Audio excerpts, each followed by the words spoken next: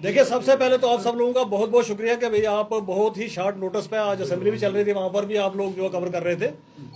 और इस short notice पे आप यहाँ पर पहुंचे प्रेस कॉन्फ्रेंस के लिए। आज की प्रेस कॉन्फ्रेंस का हमारा जो मकसद है, जो रक्स आपने देखा है कि किस तरीके से असेंबली के अंदर चलाया गया भारतीय जनता पार्टी के कुछ गूंज के द्वारा और कुछ पीडीपी के गूंज के द्वारा, हमारे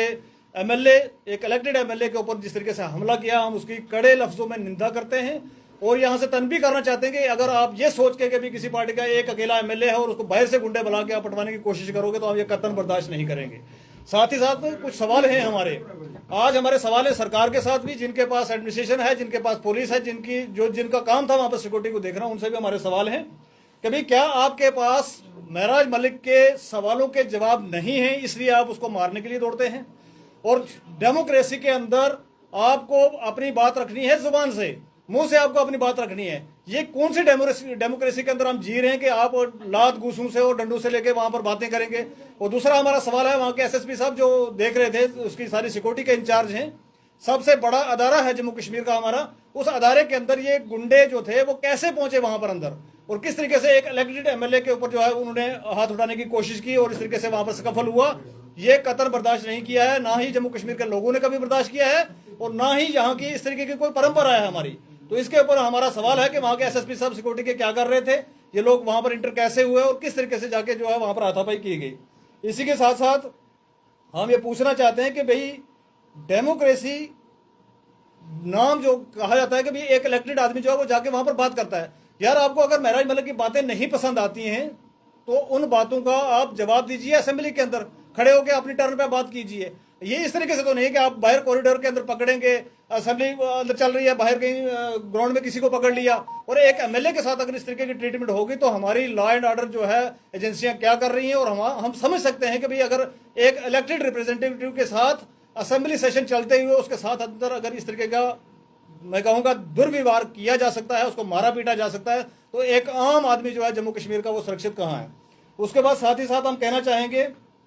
आज असेंबली का सेशन खत्म हो गया। मेरा सवाल है 90 के 90 एमएलए से, वहां के स्पीकर साहब से, चीफ मिनिस्टर साहब से, कि भाई आपने ये स्कफल, गाली गलोच, एक दूसरे को ताना मेना देने के अलावा आज आप सेशन खत्म होने के बाद पब्लिक का कौन सा काम करके यहां से निकले हैं और कितने हजारों लाखों करोड़ रुपए जो हैं वो स्वाहा हो गए हैं। 3 दिन से वहां पर असेंबली चलने नहीं दी गई है। आपको सिर्फ एक ड्रामा जो वहां पर क्रिएट करना था वो किया। आपके चीफ मिनिस्टर साहब जो हैं कश्मीर में टुलिप गार्डन में घूम रहे हैं, ठीक है जी, और उन्हीं के एमएलए जो हैं यहाँ पर वो कह रहे हैं कि जी आप इस पर बात नहीं कर रहे हो, और दूसरी तरफ आप ही का स्पीकर और आप कह रहे हैं जी वो हमें अलो नहीं कर रहे हैं। तो ये ड्रामा जो है वो पूरी जम्मू कश्मीर की आवाम, 1.25 करोड़ लोग जो है वो देख रहे हैं कि आप किस तरीके से रूल कर रहे हो हमें। इसी के साथ साथ हम आपसे ये पूछना चाहेंगे कि एक और एमएलए साहब निकले, विक्रम रंधावा साहब, उन्होंने वहां पर बड़ी भद्दी बातें की है वहां पर कि इसका डीएनए टेस्ट किया जाए। तो क्या आज एक इलेक्टेड रिप्रेजेंटेटिव को अपना डीएनए की सर्टिफिकेट लेके आना पड़ेगा वहां पर साथ में? क्या उसके ऊपर कोई कार्रवाई होगी? हम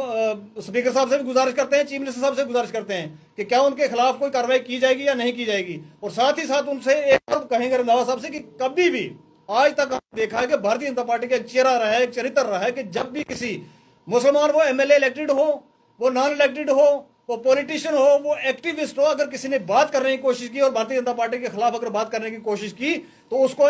एक टैग लगा दिया जाता है टेररिस्ट का। आज वहां पर महराज मलिक को उन्होंने टेररिस्ट बुलाया है। तो मैं पूछना चाहूंगा रंधावा साहब से कि रंधावा साहब आपके पास क्या प्रूफ है? आपने किस तरीके से कहा कि ये जिहादियों का जना हुआ है, यानी कि उसके माँ बाप जिहादी हैं, यानी कि यहाँ पर मुसलमान कोई भी है जम्मू कश्मीर के अंदर है तो आपने सबको जिहादी बोला। तो हम कंडेम करते हैं इन लफ्जों को और रिक्वेस्ट करते हैं रंधावा साहब से कि अभी आपको माफी मांगनी चाहिए। इधर से आपने जहां से आप जीत के गए हुए हैं, यहाँ पर लगभग 40% मुसलमान है जिन्होंने आपको वोट दिया हुआ है। हमें वो आपके कलमात नहीं भूले जब आपने कहा था जी आप मुसलमान जो है जहां पर भी रोड देखते हैं और क्या खड़ा कर लेते हैं, मैं तो बोलना भी उसको पसंद नहीं करूंगा। वो देखने के बाद भी आपको लोगों ने यहाँ से जितवा के भेजा, वोट दे के भेजा, और आज आपकी लैंग्वेज इस तरीके की है कि आप असेंबली के बाहर खड़े होकर ये कहते हैं कि भाई एक आपका ही साथी, वैसे ही आप एमएलए हैं, वैसे ही महराज मलिक एमएलए है, तो उसको बाहर खड़े रह के आप वहां पर कहते हैं कि ये जिहादियों की औलाद है, ये टेररिस्ट है, ये फलाना है, ढमकाना है। ये कंडेमेबल अल्फाज है, हम इनको कंडेम करते हैं। और महराज मलिक के ऊपर जो अटैक किया गया इसको हम सिरे से खारिज करते हैं, कंडेम करते हैं, वो चाहे पीडीपी के गूंज हों, चाहे भारतीय जनता पार्टी के गूंज हों। और हम इनसे कहना चाहेंगे कि कान खोल के सुन लें, इस तरीके से जिस तरीके से आप हाथापाई पे उतरे ये हम करने नहीं देंगे, ये होने नहीं देंगे।